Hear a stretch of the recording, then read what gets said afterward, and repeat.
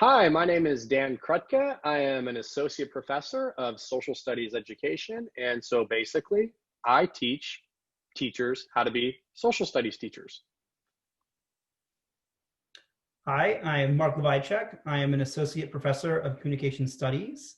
I study the rhetoric of education and democracy. So before we start, we should definitely acknowledge our positionalities as two white cisgender men talking about justice from positions of privilege and power. We definitely welcome critique and feedback as we consider more just educational approaches. So we have one big question that we want to answer today. Whose questions should we discuss in social studies? A big part of social studies teaching is talking about what's happening in our local, national, and global communities. Some teachers call this current events, others call it social problems, and some scholars use the term controversial public issues. Whatever you call it, the idea is that social studies should not ignore difficult and hard topics around things happening in our world today. However, teachers can understandably be a bit scared of bringing partisan topics inside the classroom for fear of failing to do it well, having parent backlash, or just not knowing how to do it. However, the social studies field has provided an answer. The C3 framework for social studies standards was developed by the National Council for the Social Studies to encourage an inquiry arc that starts with compelling questions, dives into disciplinary sources from history, geography, economics, and civics, assesses students' formative understandings, and helps them communicate conclusions and take actions. The answer for communicating conclusions is often a form of talk called deliberation. Let me turn to someone, Mark here, who can tell you a little bit more about where the idea of deliberation comes from. Thanks, Dan. So deliberation was the name Aristotle gave to the kind of pro and con civic discussions that happen in a legislature, like the ancient Athenian Assembly or our modern United States Congress. Deliberations resolve disagreements over policies by representing and examining people's views. So thanks for that review, Mark. That's really helpful. And there are some helpful models for facilitating deliberations with elementary and secondary students, as you can see from these models shown. The one on the bottom right, Talk Isn't Cheap, is by Walter Parker in, say, Social Studies and the Young Learner article that you can read that gives 7 steps for deliberation, both for K3 and 4-6 students. And then the one on the top and the left you see is an article by Diana Hess in Social Education that talks about the characteristics for effective discussion. So you can see people in the social studies have been working about what deliberative talk looks like. So deliberation works well with inquiry because pro and con arguments do a good job of examining the details of an issue. They also challenge the participants to reconsider their positions as they argue for them. Think about it, perhaps you might hear something you disagree with, but that's somewhat convincing. However, political theorists agree that deliberations are most effective when they are fair, when they are inclusive, and carefully reasoned. Unfortunately, fairness, inclusion, and careful reason only rarely, if ever, come together in our political lives. This means that the deliberation model doesn't always work as advertised, especially when it confronts issues of systemic or historical injustice.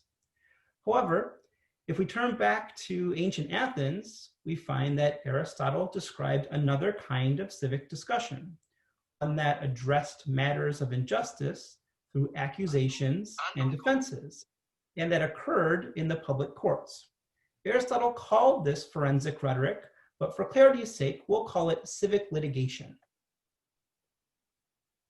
When social studies educators seek to address issues concerning injustice, they conduct what Ryan Crowley from the University of Kentucky and LeGarrette King from the University of Missouri call critical inquiry. Critical inquiries pose a compelling question that is critical of a system of power or oppression. They use sources that include the perspectives of marginalized and oppressed groups. They challenge students to communicate their conclusions using civic litigation, and they encourage students to take tangible steps toward alleviating the injustice explored in the inquiry. So let's consider an example of this happening in history. Many of you probably know that during the Easter season in 1963, Martin Luther King Jr. went to take part in the Birmingham Campaign. This was an effort to desegregate the city. On the same day he was arrested while marching for parading without a permit, a group of 8 white clergy from Birmingham and around the state of Alabama published an open letter.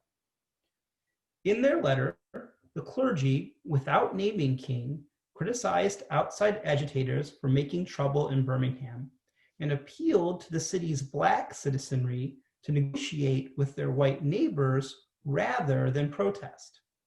According to the clergy, the stubbornly racist city could be reformed if only everyone would take part in a reasonable conversation that included all of the members of the Birmingham community, a fair discussion where their diverging views would be represented and acted upon.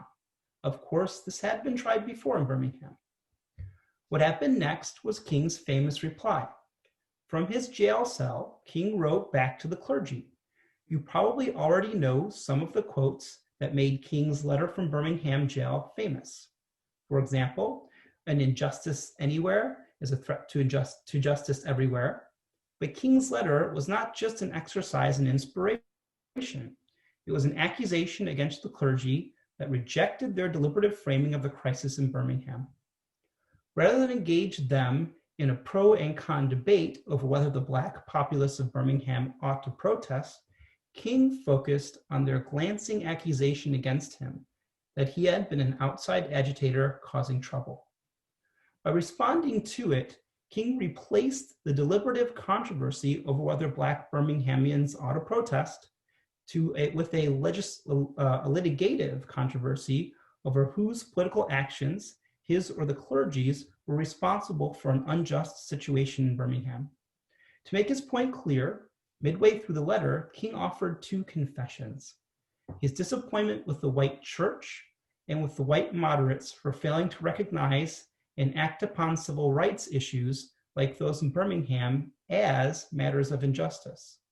For King, the problem in Birmingham wasn't a lack of deliberative discussion, there had been plenty, but a lack of litigative discussion, a kind of discussion where those who stood in the way of justice, who always asked for just a little more forbearance on the part of Black Americans for just another deliberation, would be confronted with the consequences of their actions, the continuation of Jim Crow.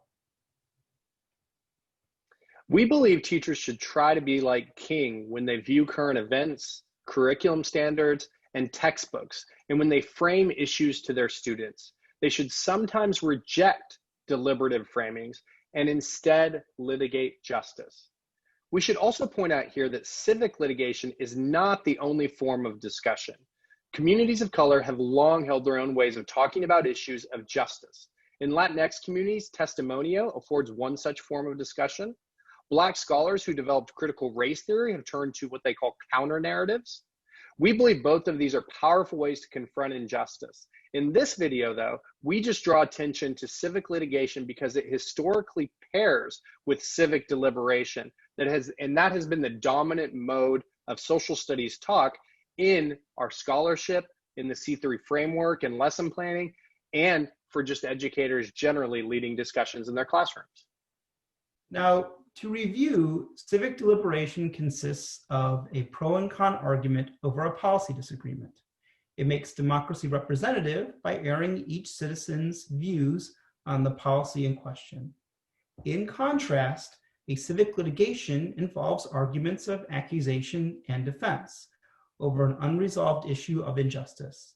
It makes democracy responsible by assigning responsibility for the injustice.